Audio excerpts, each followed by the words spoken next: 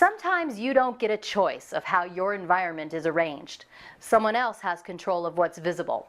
They have a bowl of candy at their desk, or they've put a batch of cookies out on their kitchen table. First, don't give up control that you do have.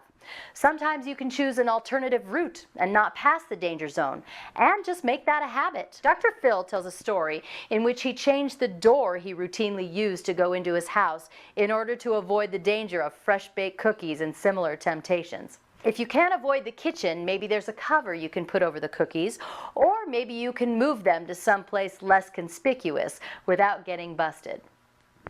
But of course, there are times and places where there's just nothing you can do to change the environment or to get the bad food out of your line of sight. What can you do then? One trick is to set a goal. How many times you'll pass them up before you eat one. I'm going to pass by here 10 times before I eat a... Then keep track each time you go by, and if you haven't forgot all about it by the time you reach the goal, then you eat one of whatever it is. If you find yourself making excuses to go by the temptation just to count it, don't worry about that. Just make sure that the number of trips is high.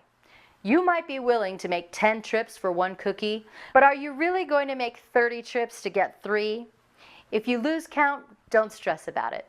The idea is designed to distract you from that immediate craving and give you time for it to pass. Plus, you get the reinforcement that you can control yourself each time you go by. Finally, you can ask the person who is providing the bad alternative to remove or move the food you are avoiding. If you explain what you're trying to do, they may be willing to help you out. That's a hint to you. People are much more likely to comply if you ask them to help you than if you tell them they're creating a problem. If they say no, accept that graciously and use one of the other techniques above. It's destructive to you to argue about it or to harbor resentment. And anyway, you're the one trying to live up to your values. You're not trying to make other people do it for you. Can you think of any temptation you often see and sometimes give in to? An unfortunately placed vending machine, the cook's cooling shelf, or butterscotch candies on the receptionist's desk might be the unwanted temptation. Decide how you're going to deal with it the next time you face that temptation, either by hiding it yourself or going another route, or giving yourself a goal to reach before giving in. Add it to your list of policies and conditionals.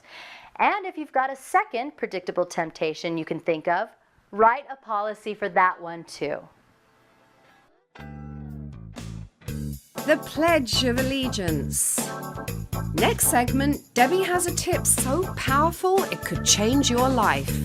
Find out how to communicate with your subconscious mind to keep yourself on track.